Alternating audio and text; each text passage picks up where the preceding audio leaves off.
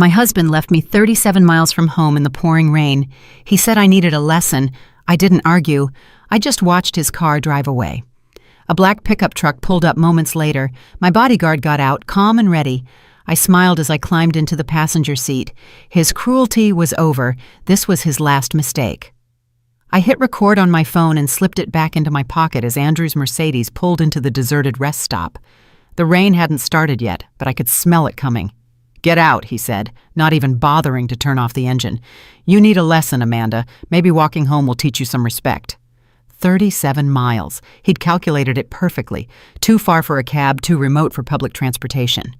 What he didn't know was that I'd been recording everything for 8 months, and that Marcus, my brother, was already parked behind the abandoned gas station, waiting for my signal. The leather seat creaked as I turned to face him. Andrew's jaw was set in that familiar line of satisfaction, the one he wore when he closed a particularly cruel deal at his investment firm. 3 hours earlier, we'd been celebrating our anniversary at the Bluebird Steakhouse, a fancy place we only went to for special occasions. Now, he was abandoning me on a lonely highway because I'd asked him why $10,000 had disappeared from our joint account. "Are you really going to do this?" I kept my voice steady, letting my phone capture every word. "Actions have consequences, Amanda. You went behind my back, you called my accountant, you humiliated me with your paranoid questions. Maybe a long walk in the rain will remind you who handles the money in this family." I thought of the pearl earring in my jewelry box at home, Nadia's earring, found under our bed 2 days ago. The $10,000 probably bought her something nice, but I didn't mention it yet. No. Everything had to happen in the right order, just as Marcus and I had rehearsed. "It's going to pour," I said, gesturing to the darkening sky. "Then you'd better start walking." His fingers drummed on the steering wheel. "Unless you want to apologize right now and admit you were wrong." 6 months ago, I would have apologized. 6 months ago, I still believed our marriage could be saved. That was before I found the second set of his company's accounting books. Before the mysterious withdrawals, before I discovered he'd been transferring our assets into accounts only he controlled. The moment I started asking questions, he turned cruel. Tonight was his escalation, but it was also his downfall. "I'll walk," I said, opening the door. "Good choice. Maybe by the time you get home, you'll remember your place." I stepped out onto the cracked asphalt. The rest stop had been abandoned for years. Just a dark building with boarded-up windows and a parking lot overgrown with weeds. Andrew had chosen it specifically for its isolation. He'd mentioned it last week in passing as we drove by. "Imagine getting stranded out here," he'd said, "miles from anywhere." That's when I knew what he was planning. The Mercedes engine roared. Through the passenger window, I saw him check his phone. He was probably texting Nadia that the job was done. Then he sped off. His tires squealed slightly on the worn pavement, leaving me alone in the gathering gloom. I counted to 60, watching his taillights disappear around the bend. Then I walked calmly toward the abandoned gas station where Marcus's black Ford was hidden. My brother stepped out, holding an umbrella and a thermos of coffee. "Did you get everything?" he asked. "Every word," I said, pulling out my phone and stopping the recording. He actually said I needed to remember my place. Marcus shook his head. 3 years of watching him control you was bad enough. But this, he gestured to the empty rest stop. "This is criminal abandonment. Rebecca is going to love this recording." I accepted the coffee gratefully, feeling the warmth spread through my hands. The rain was beginning now, thick drops splattering against the cracked concrete. By morning, Andrew would think I'd spent the night walking through the storm, broken and humiliated. He would expect to find me at the front door, ready to beg for forgiveness. "Is Valentina ready?" I asked. "She's been monitoring the accounts all night. The moment he transferred that 10 grand this afternoon, she documented it all. Her forensic audit goes back 2 years. He's been siphoning money into offshore accounts, probably planning to divorce you once he'd hidden enough. And Rebecca's filing the emergency papers at 9 in the morning, I added. Abandonment, financial abuse, fraud. She says with tonight's recording plus everything we've gathered, Andrew won't know what hit him." We climbed into Marcus's truck just as the sky opened up, the rain drumming on the windshield. I thought of Andrew driving home, pleased with his cruel lesson, maybe pouring himself a whiskey to celebrate putting his wife in her place. He had no idea that 8 months ago, when he started hiding money, I hired my own team. Marcus installed cameras throughout the house under the pretense of a security upgrade. Valentina, a forensic accountant specializing in financial abuse cases, had traced every single dollar. Rebecca, one of the most ruthless divorce attorneys in the city, had built a file that now filled 3 boxes. "The house recordings uploaded properly," Marcus said, checking his phone. "We've got him on camera last Tuesday, bringing Nadia to the house while you were with Mom. They used your bed." I felt something cold settle in my chest. It wasn't heartbreak. That had passed months ago. It was a hard, crystalline resolve. "He's been planning this for a while," I said. "The escalation, the financial control, the isolation from my friends, classic patterns of abuse. Rebecca says judges don't look kindly on husbands who abandon their wives as punishment." Marcus drove carefully through the storm, taking back roads to avoid any chance of Andrew seeing us. We'd planned this route weeks ago, even doing dry runs. Every detail mattered. The hotel room was reserved under my maiden name, paid for in cash. Marcus had gradually withdrawn over 2 months. The clothes I'd need were already there, along with copies of all the documentation. "He's going to look for you when you don't show up tonight, you know," Marcus said. "Let him. The hotel security cameras will show I arrived alone, soaked, traumatized. The front desk clerk will testify I could barely speak for the tears. Rebecca coached me on exactly what to say and how to act."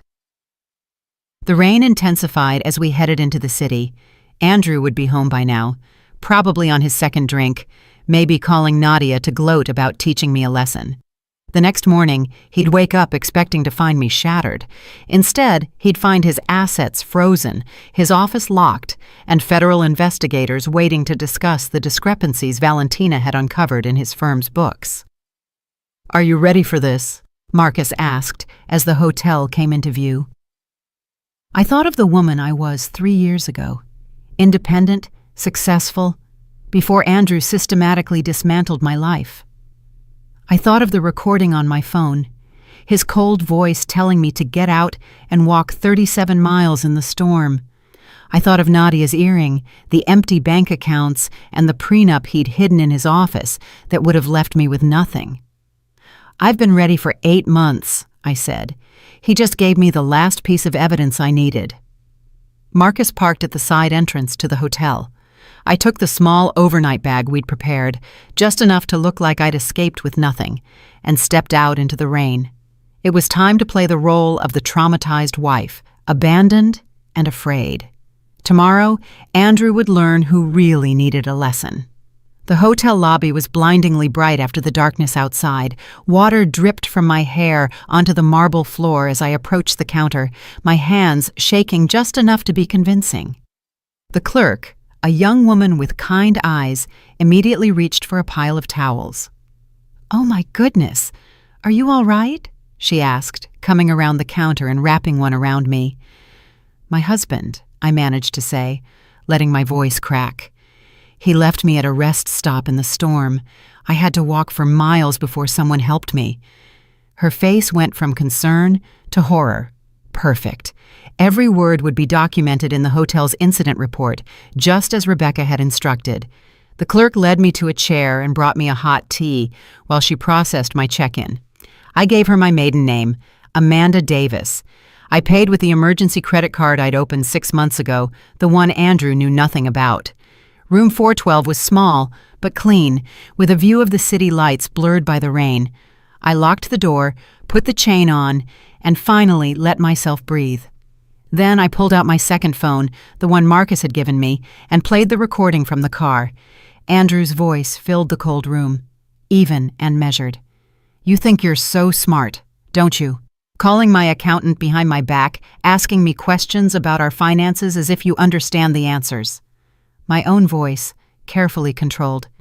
"It's our money, Andrew. I have a right to know where it's going." "Our money." His laugh was a sharp bark. "I earn it. I manage it. You spend it on expensive shoes and those ridiculous charity dinners. $700 on organic vegetables last week, Amanda. $700. I remembered that trip to the grocery store. I'd bought ingredients for the dinner he insisted on hosting for his clients, the same dinner where he spent $8,000 on wine without batting an eye. The recording continued. You embarrassed me at the Morales party, contradicting me about the European markets in front of my colleagues. Where did you even get those opinions? From some daytime TV show? I have an MBA from the University of Pennsylvania, Andrew. I worked in financial services for 5 years before I met you. Before I rescued you from that mediocre career, you mean? You were analyzing penny stocks at some third-rate firm. I gave you a life you never would have made for yourself. I closed my eyes, remembering the woman I was at Davis Investments. I hadn't analyzed penny stocks. I'd managed a $30 million portfolio. But Andrew had rewritten the history so many times that sometimes even I forgot the truth. My phone vibrated. A text from Marcus. Valentina found something. 3 more accounts in the Cayman Islands. He's been moving money for 18 months. 18 months? I remembered when things had started to change. The sudden interest in separate checking accounts for tax purposes, the financial advisor who showed up without explanation, the documents he asked me to sign without reading, saying, "It's just routine, trust me."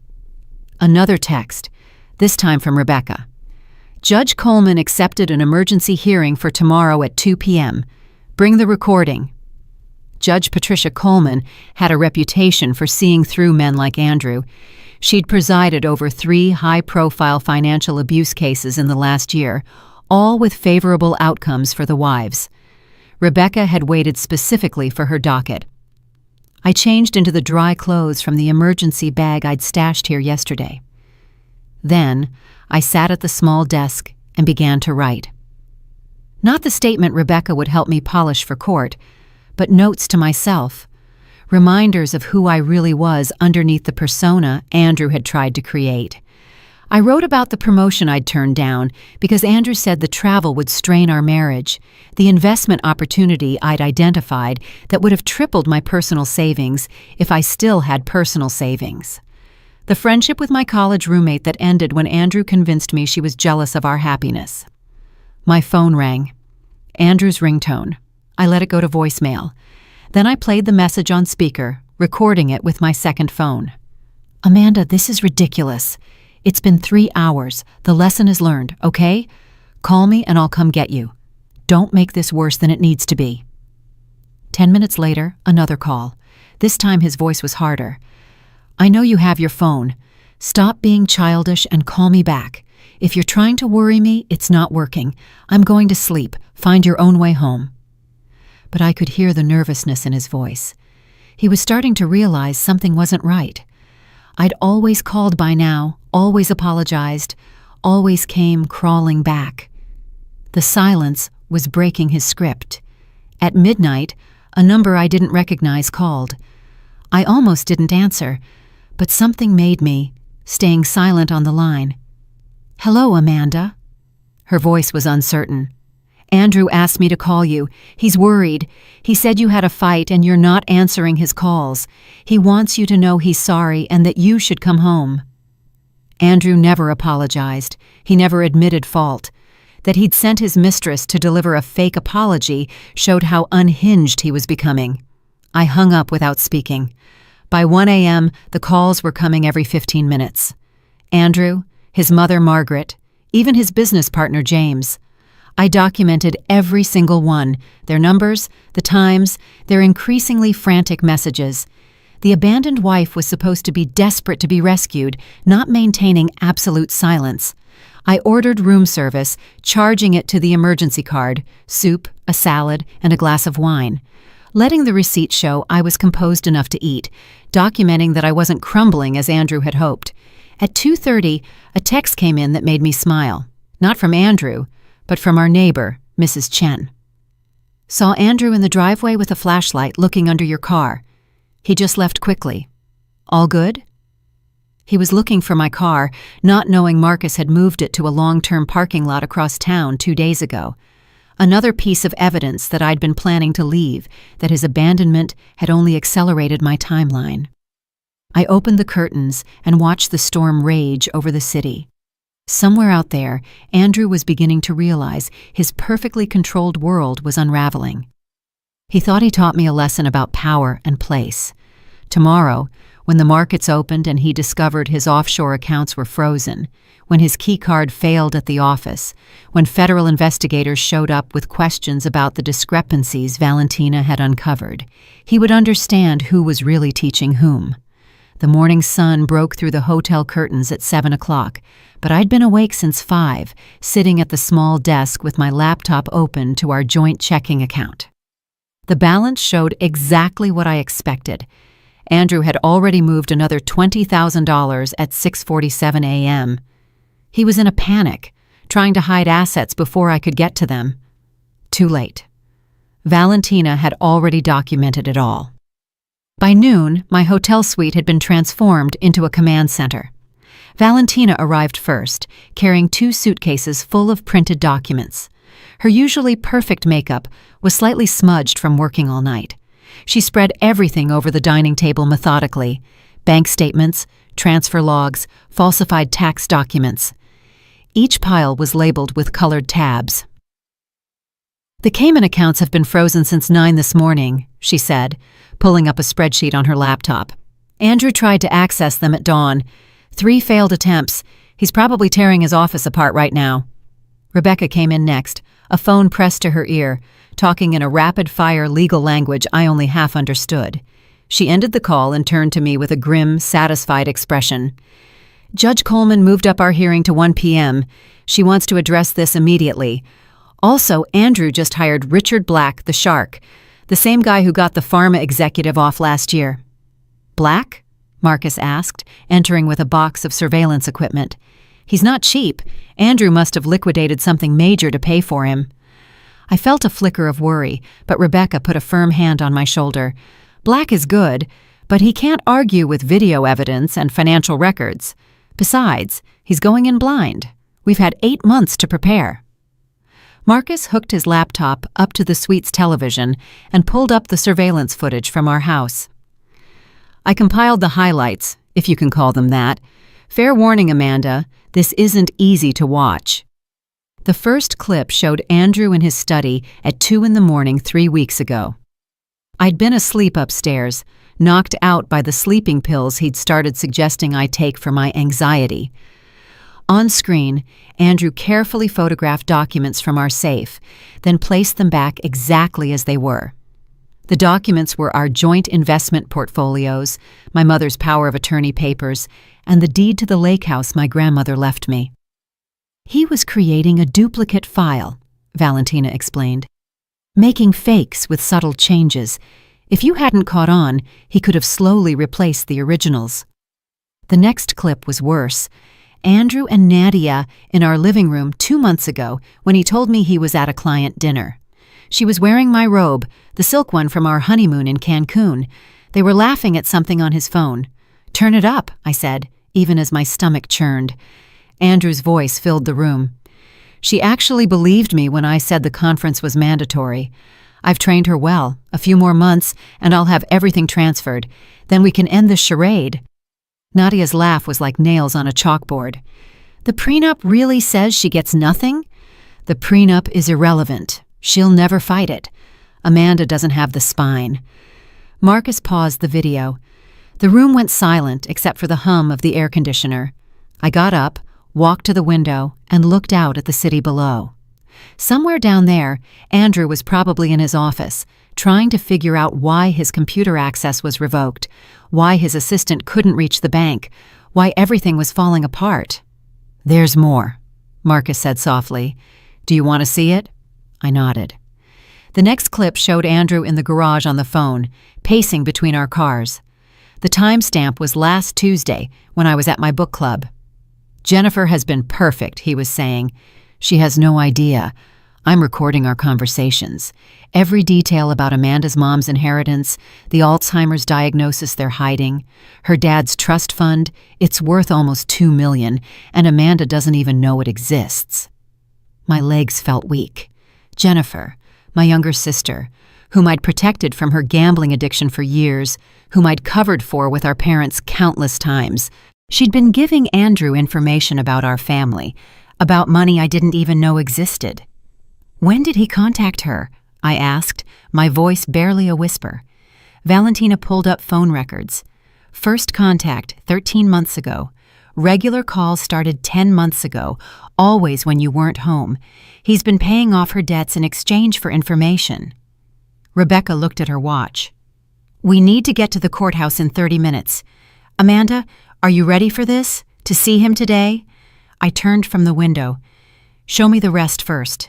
I need to know everything. Marcus opened another folder. This is from his office computer. A contact in IT pulled it before they cut off Andrew's access this morning.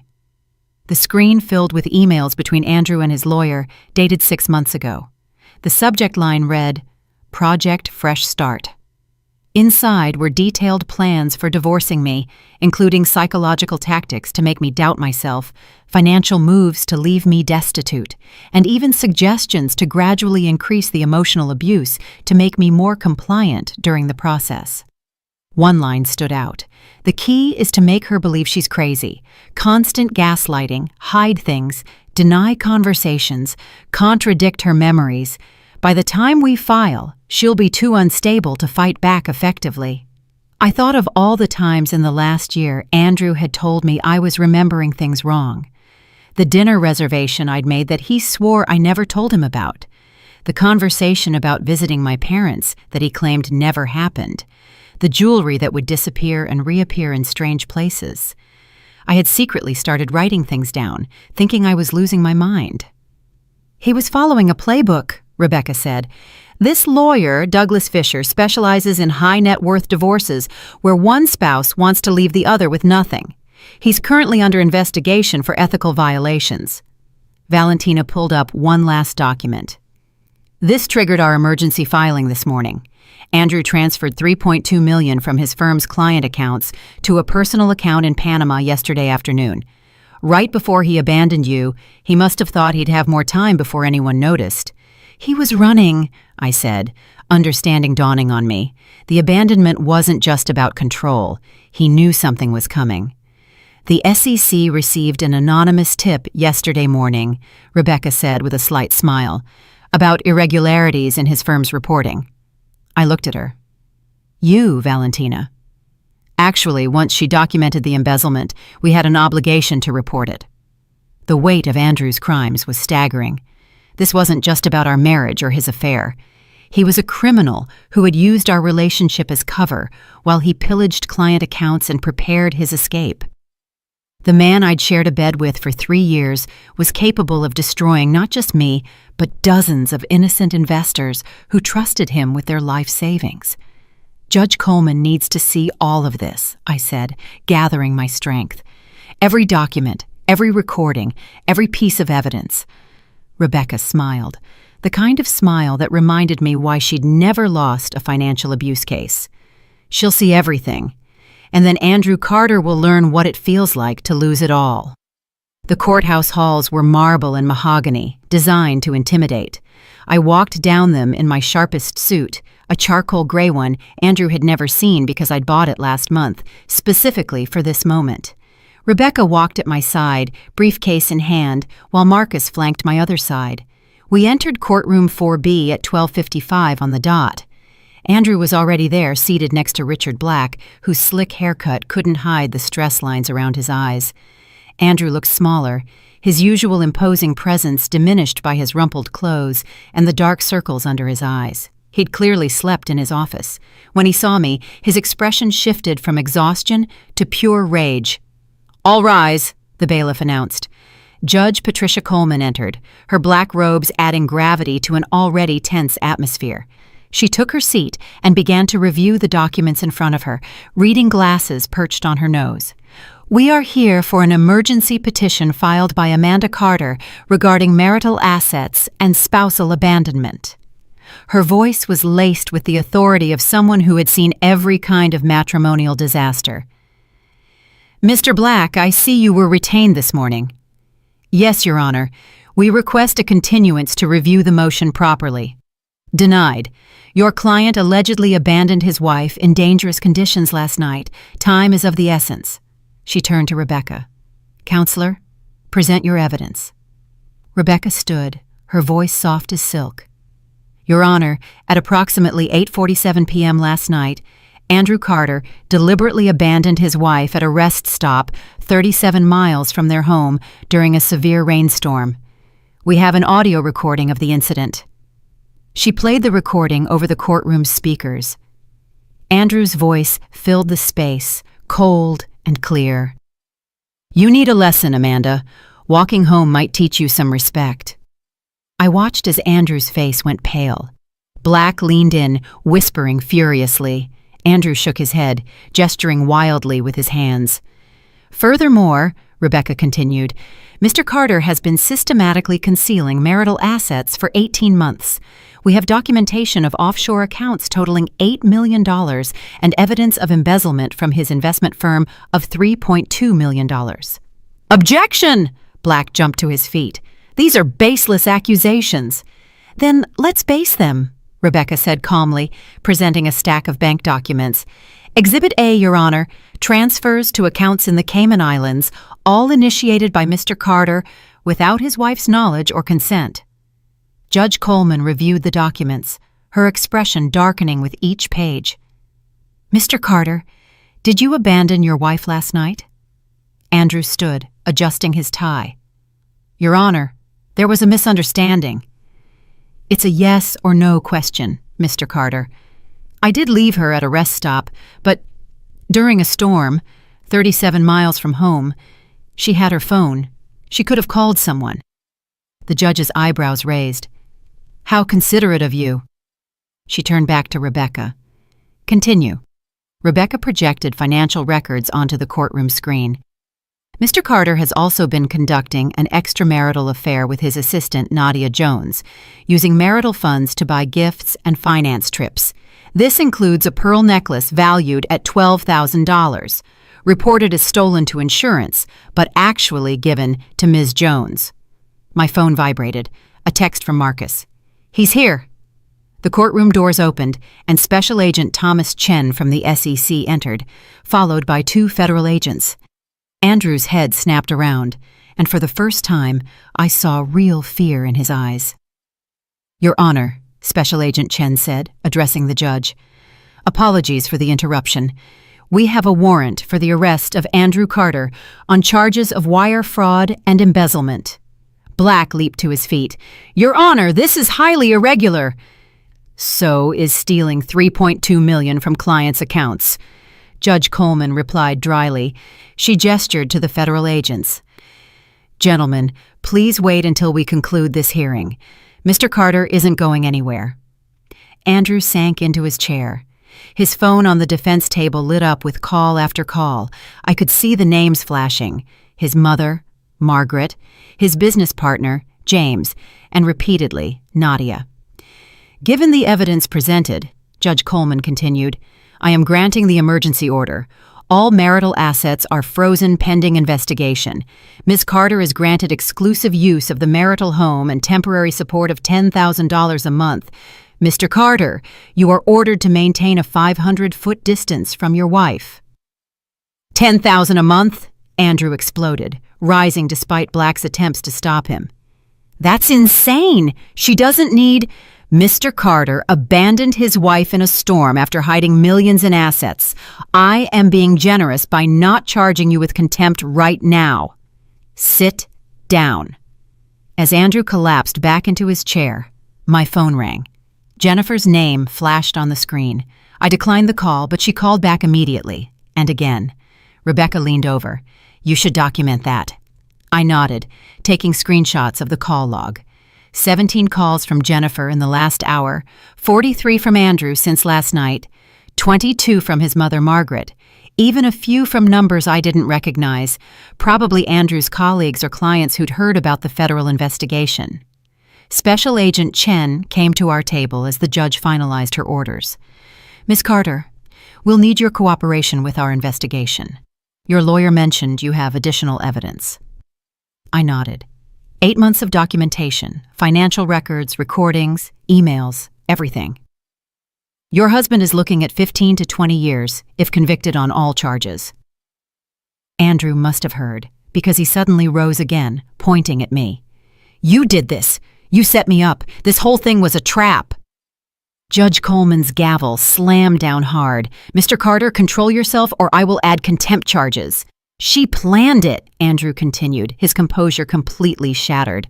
"The recording, the documentation, she knew I was going to leave her there." "So you admit you abandoned her?" the judge asked. Black physically pulled Andrew back down, but the damage was done.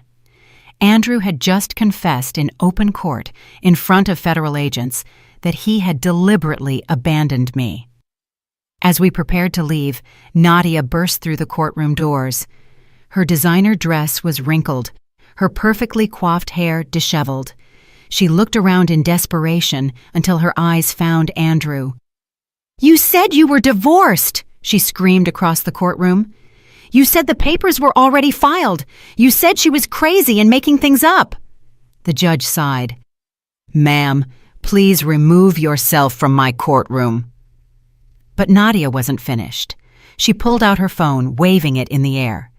"I have texts, recordings. You promised we'd get married. You said the money was yours." Special Agent Chen's eyes lit up. He approached Nadia carefully. "Ma'am, we'd very much like to speak with you." Andrew's destruction was complete. His mistress was handing evidence to the state. His assets were frozen. Federal agents were waiting to arrest him, and his carefully constructed image had collapsed in less than an hour. As we walked out, leaving Andrew to be processed by the federal agents, my phone vibrated with one last message. It was from Margaret, Andrew's mother. "I hope you're satisfied. You destroyed a good man out of petty jealousy." I deleted it without replying. Margaret would soon learn that her son wasn't a good man. He was a criminal who had been exposed. And it wasn't me who destroyed him. He destroyed himself. The courthouse steps were mobbed with reporters when we exited. Someone had leaked the story, probably a court clerk who recognized Andrew's name from the financial pages. Microphones were thrust in my face as Rebecca guided me through the crowd, her hand firm on my elbow. "Ms. Carter, is it true your husband stole millions?" "Amanda, how long have you been planning this?" "Will you be pressing additional charges?" Rebecca stepped forward, her voice cutting through the chaos. "My client will not be making any statements at this time. The federal investigation is ongoing." We pushed our way to Marcus's truck, and I saw a news van from the local channel setting up across the street. By tonight, Andrew's face would be on every local channel. The golden boy of New York's investment funds, arrested for embezzlement and fraud. Margaret must have been shattered. Back at the hotel, I collapsed onto the sofa while Rebecca poured us both some water. My phone hadn't stopped vibrating since we left the courthouse. I scrolled through the messages, each one with a different flavor of surprise or judgment. A text from my hairstylist. "Just saw the news. Good for you, girl." From Richard, one of Andrew's golf buddies. "This is a misunderstanding, right? Andrew would never do what they're saying." From 3 different neighbors, variations of, "We always knew there was something off about him." The most interesting message came from James Fisher, Andrew's business partner. "Amanda, we need to talk. There are things about the firm you need to know, things that aren't in the federal filing." Rebecca read it over my shoulder. "Set up a meeting, record everything." At 4 p.m., the local news ran the lead story. The headlines scrolled across the bottom of the screen. "Prominent investment fund manager arrested for embezzlement following spousal abandonment incident." They'd already gotten Andrew's mugshot. He looked haggard, his usually perfect hair disheveled, his designer suit replaced by standard prison-issue clothes. The reporter was standing in front of our house, my house now, describing the scandal in breathless detail. Sources close to the investigation report that Andrew Carter allegedly abandoned his wife during last night's severe rainstorm, leaving her stranded 37 miles from home. This morning, federal agents arrested Carter on charges of embezzling $3.2 million from client accounts. Amanda Carter could not be reached for comment. My phone rang. Jennifer again. This time I answered. Amanda, please, I need to explain. You told him about Mom's will, about the trust fund Dad set up, about her diagnosis. Silence. Then, in a low voice, she said, He said he was trying to help. He said you were too stressed to handle the information, that he wanted to protect you. He paid off your gambling debts. I didn't know what he was planning. He seemed so concerned, so caring. I thought of all the times Jennifer had called in the last year, asking seemingly innocent questions. How's Mom? Have you talked to her lawyer lately? Remember that property Dad bought in the Hamptons? Each conversation had been to collect information for Andrew. He manipulated you, I said, just like he manipulated me. Amanda, I'm so sorry. When I saw the news, when I realized what he'd done, I've been sick all day. Can we please meet? Rebecca shook her head, but something in Jennifer's voice made me pause. She sounded genuinely broken, not just worried about the consequences. Tomorrow, neutral location, come alone. After I hung up, Marcus pulled up social media on his laptop. You need to see this. Andrew's company Facebook page was imploding. Clients were demanding their money back. Former employees were sharing stories of suspicious activity they'd witnessed. One woman wrote, He fired me when I questioned missing funds last year. Now I know why. But the most devastating blow came from Nadia. She had gone live on Instagram, posting screenshots of their text conversations, pictures of their trips financed with stolen money, and a long description detailing how Andrew had manipulated her into believing I was the villain. He told me his wife was emotionally disturbed, she wrote, that she was refusing to grant him a divorce, that she was threatening to ruin him if he left. I believed every word because he was so convincing, so sophisticated. I was an idiot, but he was a master manipulator. The photos were damning. Andrew and Nadia in first-class seats to Paris, raising champagne flutes. Andrew and Nadia at the same resort in Cabo, where we celebrated our 5th anniversary. Andrew and Nadia in our bed. She'd even posted that picture, though Instagram quickly took it down. At 6, Andrew's mother, Margaret, issued a statement through her attorney. Rebecca read it aloud, barely suppressing a laugh. The Carter family is shocked by these allegations. We believe this is a coordinated attack orchestrated by a vindictive wife seeking financial gain. Andrew Carter is a respectable member of the community who has been victimized by a calculating woman who married him for his money. Seriously, that's their angle? Marcus asked, after everyone had heard what Andrew said in court. My phone rang again, this time an unknown number. Against Rebecca's advice, I answered. Miss Carter, this is Patricia Jackson from the New York Times. We're preparing a story on systematic fraud in boutique investment funds. Your husband's case is part of a larger pattern we've been investigating. Would you be willing to share your experience? Rebecca took the phone. I am Amanda Carter's attorney. All press inquiries must be directed to my office. She hung up and turned to me. By tomorrow, this will be national news. Andrew didn't just destroy himself. He's taking down an entire network of corrupt fund managers. The SEC is widening their investigation. I walked to the window, looking out at the city lights. Somewhere in federal custody, Andrew was probably meeting with Black, trying to figure out how to spin this. But there was no spinning video evidence, recorded confessions, and millions in stolen money. My phone lit up with one more message, this time from David Brennan, Andrew's biggest client. Miss Carter, I want you to know that several of us, the victims, are filing civil lawsuits against your husband. However, we want to make it clear that you are not our target. We know you're a victim too. In fact, we'd like you to testify about what you observed. The irony was perfect. Andrew spent years telling me I was too stupid to understand finance, too naive to grasp business. Now his former clients wanted my testimony to help bury him. As the sun set over New York, painting the sky the color of justice, I realized that Andrew's public downfall was only just beginning. Tomorrow there would be more headlines, more revelations, more people stepping forward with stories about the man they trusted with their money. But tonight, for the first time in 3 years, I sat in peaceful silence, no longer afraid of his footsteps, his moods, his cruel words designed to keep me small. The man who abandoned me in the rain had created his own storm, and now he was drowning in it. The next morning, a knock on the hotel room door caught me by surprise.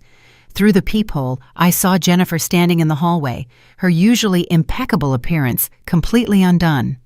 Her hands shook as she held a manila envelope against her chest, and her eyes were red-rimmed from crying. I opened the door but didn't invite her in. "I thought we agreed to meet at a neutral location," I said. "I couldn't wait. Amanda, please. There are things you need to know right now. Before I talk to the SEC this afternoon." Marcus appeared in the doorway of the adjoining room, alert and protective. I nodded to him, letting him know it was okay.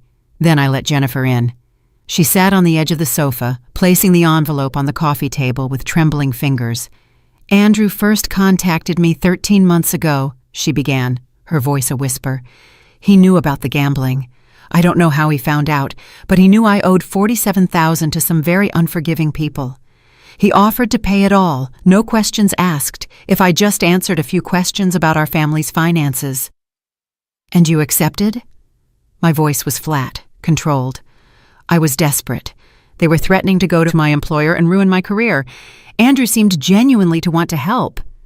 He said you were too proud to ask our parents for money, that he wanted to surprise you by fixing family problems behind the scenes.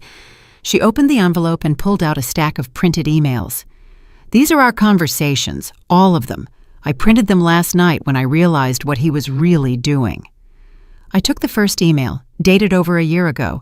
Andrew's tone was warm, concerned, almost brotherly. He wrote about wanting to be a better husband, to understand my family's dynamic so he could support me better. The manipulation was masterful. "He was particularly interested in Mom," Jennifer continued. "He wanted to know about her health, her mental state, her finances. I thought he was planning something nice for her, maybe paying for better care. You told him about the Alzheimer's." Jennifer nodded, tears streaming down her face. "He made me promise not to tell you. He didn't want you to worry, he said you had enough stress with Andrew being so demanding." I kept reading. The emails showed how Andrew's questions became more specific over time. What properties did our parents own? Were there any trusts? Who was the executor of their wills? Jennifer answered everything, believing she was helping her brother-in-law take better care of our family. "Last month, he asked me to take Mom to sign some papers," Jennifer said. "He said they were for insurance purposes, that they would protect her assets if her condition got worse. I drove her there, Amanda. Thank God her lawyer was there that day and recognized them as property transfer documents. That's when I started to realize something was wrong." My phone vibrated. David Brennan was calling. I put it on speaker so Marcus could listen. "Ms. Carter, I hate to bother you, but this is urgent. I've been going through our client files all night. Andrew wasn't just stealing from the general fund. He was specifically targeting our elderly clients, particularly widows." "What do you mean, targeting?" I asked. "Ms. Elena Rodriguez, for example. Her husband died 2 years ago, left her everything with specific instructions for Andrew to personally manage her portfolio. In 6 months, Andrew convinced her to sign power of attorney documents. She thought she was giving him authority to make trades. He used it to empty her accounts." I felt sick. Elena Rodriguez was 78 years old. I'd met her at several company events, a sweet woman who always talked about her grandchildren. "How much did he take?" $800,000. But the worst part is he convinced her she was developing memory problems, that she was forgetting conversations about withdrawals she had authorized. He gaslighted her into believing she had dementia. Marcus was already taking notes, documenting everything for Rebecca. This changed the entire scale of the case. Andrew wasn't just a white-collar criminal. He was a predator who specifically hunted vulnerable people. "I have recordings," David continued, I secretly started recording our partner meetings 2 years ago when I noticed discrepancies. I was building a case to take to the authorities, but I was scared. Andrew had connections everywhere, but now that he's in custody, I want to provide everything I have. After David hung up, Jennifer pulled one last document from her envelope. There's something else about Dad's will. Our father had died 5 years ago, leaving what we thought was a modest inheritance split between Jennifer and me. But the paper she handed me showed something different. A trust account, in my name alone, established the year before he died. He knew about my gambling problem, even then, Jennifer said quietly. He loved me, but he didn't trust me with money, so he set this up for you with Mom as the trustee. It's worth about $2 million. I stared at the document. $2 million that my father had hidden away to protect it from both Jennifer's addiction and, unknowingly, my husband's greed. The account was at a small private bank in Baltimore, one Andrew wouldn't have known about without Jennifer's information. We need to go see Mom, Jennifer said. Today. She's been holding on to something for you, something she didn't even tell me about. She said she was waiting for the right time. An hour later, we were at my mother's room at the memory care facility. She was having one of her increasingly rare clear days, her eyes bright and focused as she held my hand. I knew who he was the first time I met him, she said, her voice stronger than it had been in months. The way he looked at our house, evaluating everything, like he was cataloging assets. The way he steered conversations toward money. Your father saw it too. She pulled a small key from her drawer. Safe deposit box, National Bank on Main Street. Your father put things in there the week before he died. Documents, evidence. Evidence of what, Mom? Andrew tried to forge your signature last year. Loan documents, property transfers. The bank manager was your dad's friend. He called me, sent me copies of everything. It's all in the box. I took the key, feeling its weight. My father had been protecting me even from the grave. My mother had been standing guard over that protection, despite her declining memory. There's more, Mom said, squeezing my hand. The SEC came yesterday. Not because of Andrew's arrest, but something bigger. They said his name came up in an investigation that's been running for 3 years. A ring of fund managers who have been systematically defrauding elderly clients in 5 states. The room suddenly felt airless. Andrew's abandonment in the rain wasn't just about control or cruelty. He knew the SEC was closing in. He wanted to leave me broken and compliant because he thought he could use me as a shield or a scapegoat when everything collapsed. He never expected you to fight back, my mother said, a small smile crossing her face. Men like him never do. They think kindness is weakness. They're always surprised when they find out the opposite is true. As we prepared to leave, my mother squeezed my hand one more time. Your father would be so proud of you. You are stronger than Andrew ever imagined. Driving away from downtown with Jennifer beside me and Marcus following in his truck, I thought about the layers of deceit Andrew had constructed. Every revelation peeled back another layer of his criminality. He wasn't just a bad husband or a corrupt manager. He was the center of a financial abuse ring that had destroyed dozens of lives. But he made one fatal mistake. He assumed the woman he left in the rain would stay there, broken and defeated. Instead, she became the storm that would wash away everything he'd built on the backs of others suffering. The National Bank on Main Street stood like a fortress of old money and even older secrets.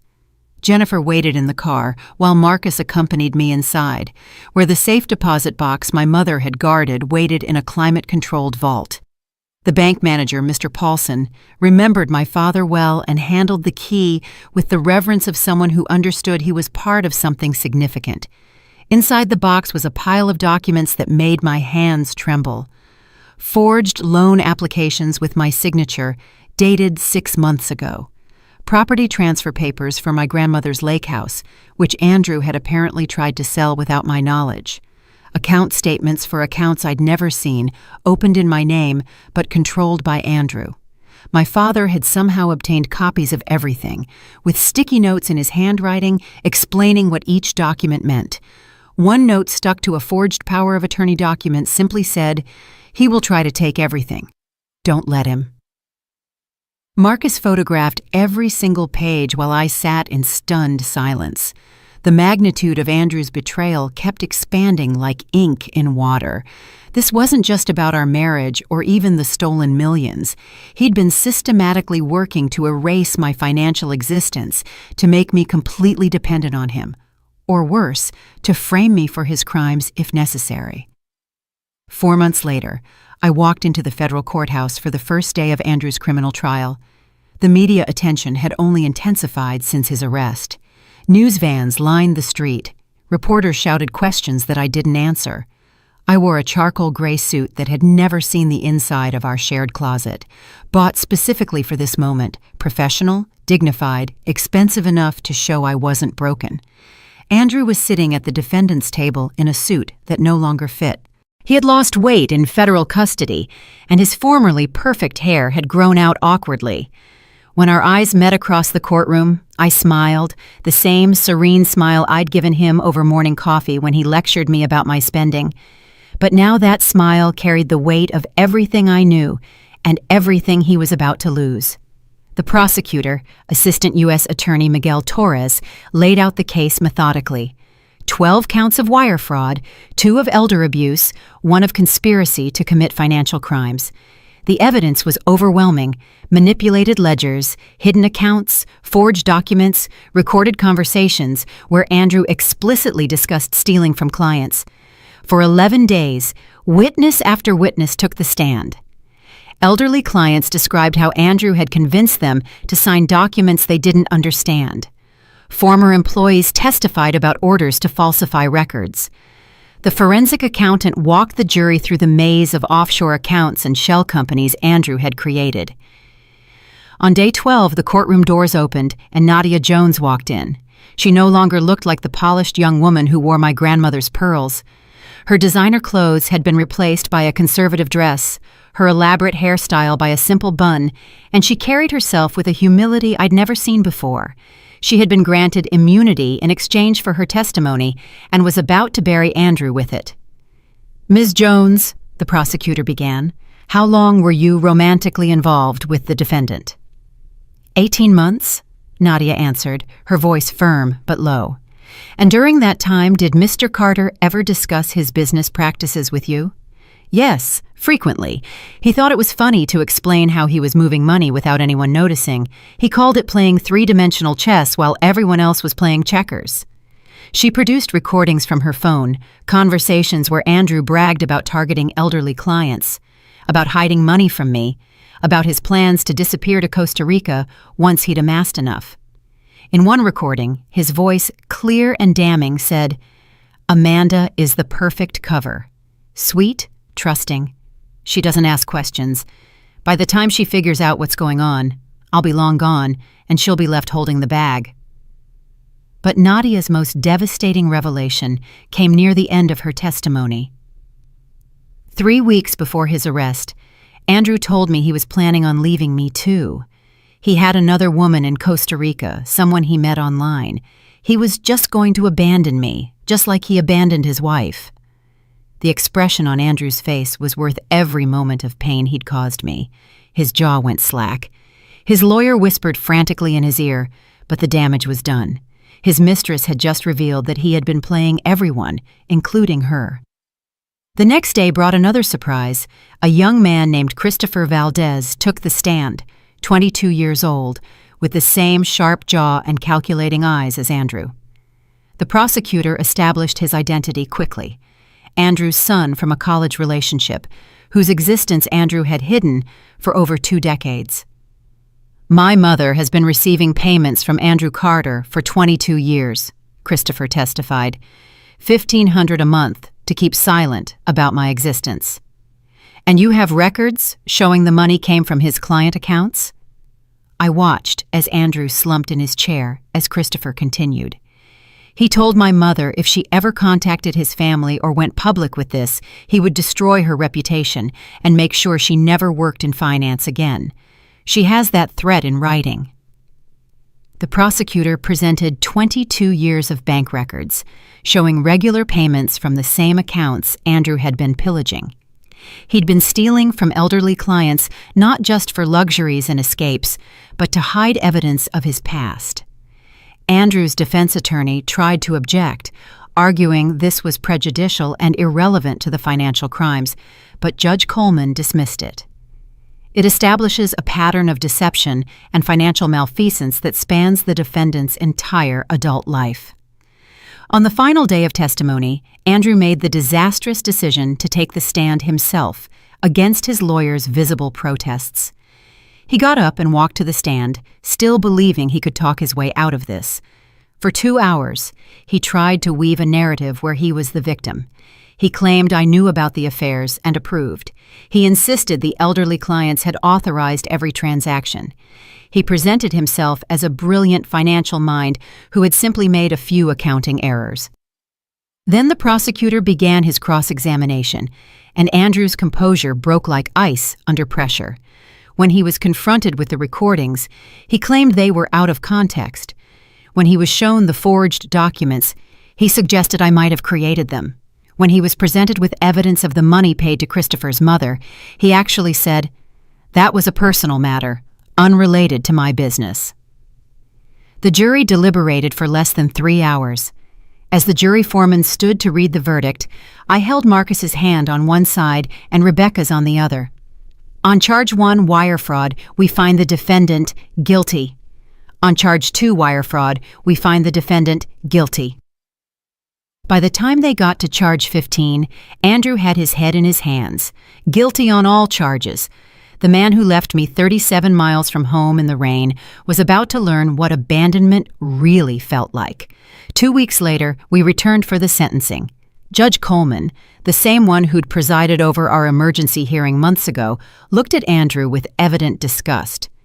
"Mr. Carter, you preyed on the most vulnerable members of society. You betrayed the trust of clients, colleagues, and family. You have shown no remorse, accepted no responsibility, even when confronted with overwhelming evidence of your crimes. This court sentences you to 96 months in federal prison without possibility of early release." 8 years. Andrew would spend 8 years behind bars.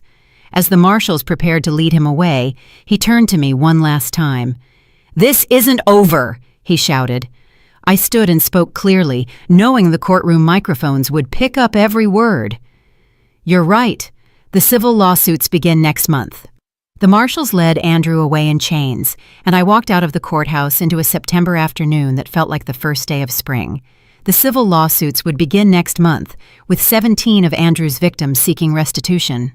But that was Rebecca's battlefield. I had something more important to build now.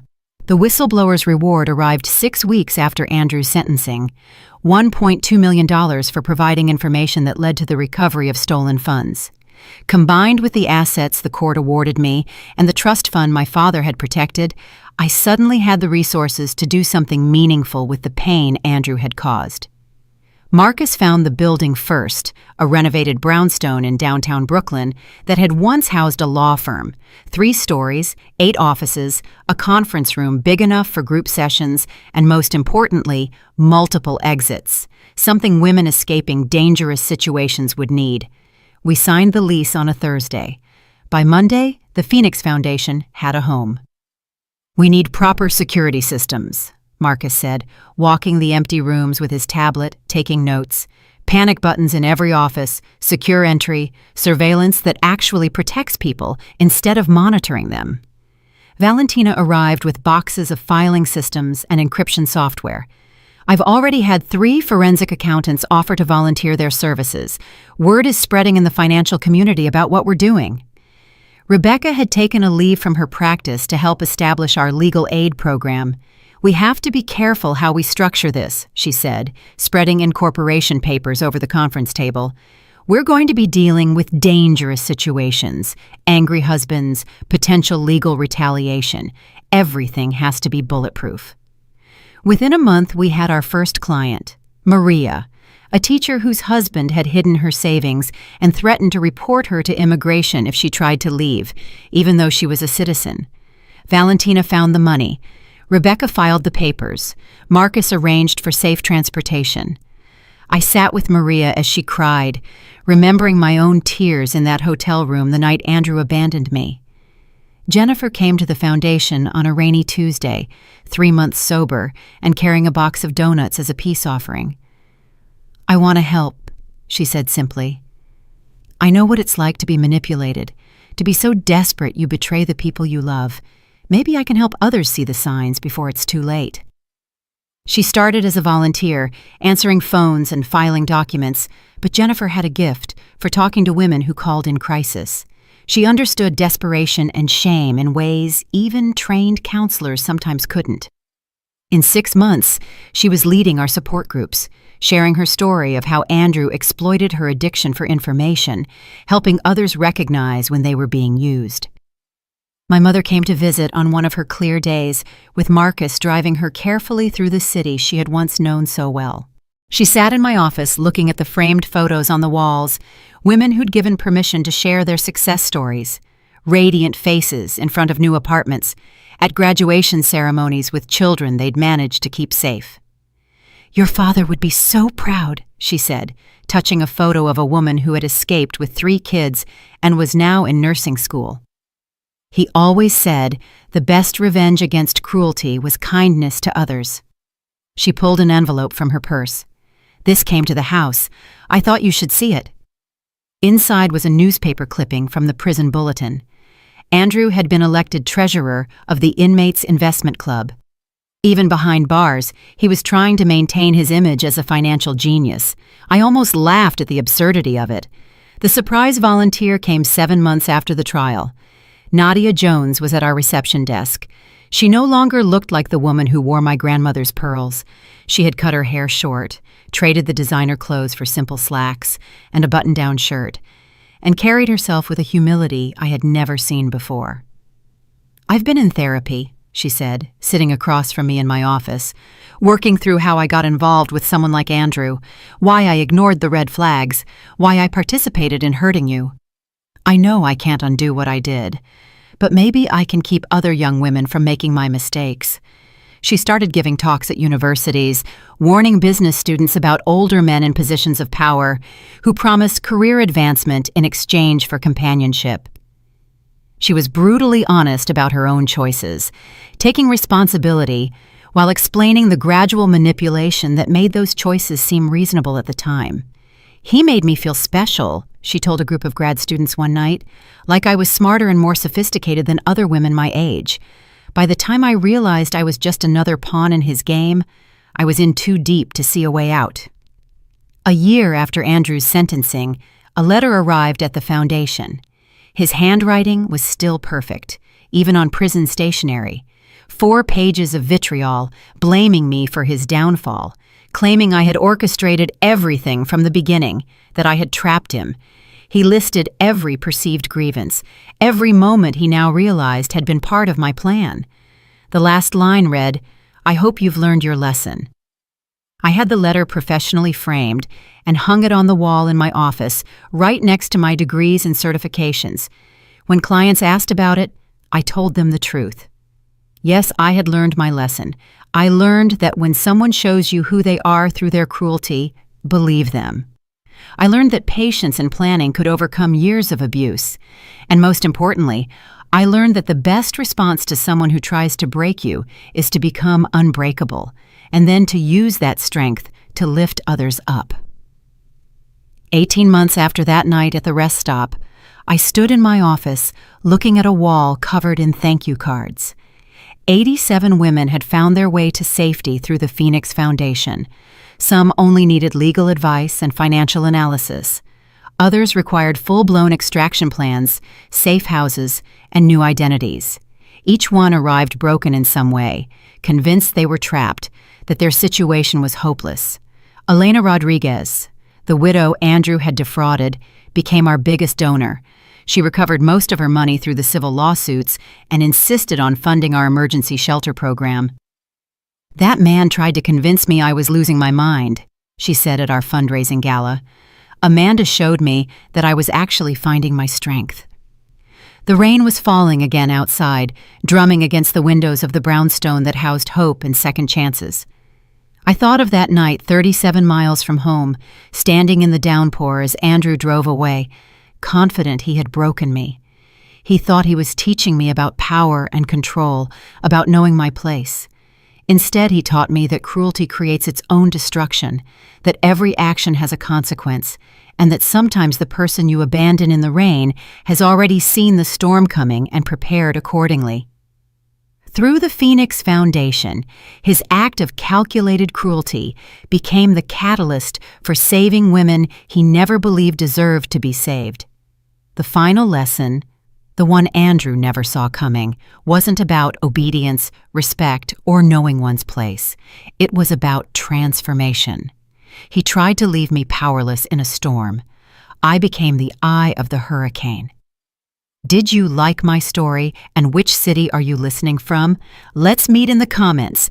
If you like the story, you can support me by sending a super thanks so I can keep bringing more stories like this. Thank you so much for your sweet support. I'm looking forward to your comments on the story.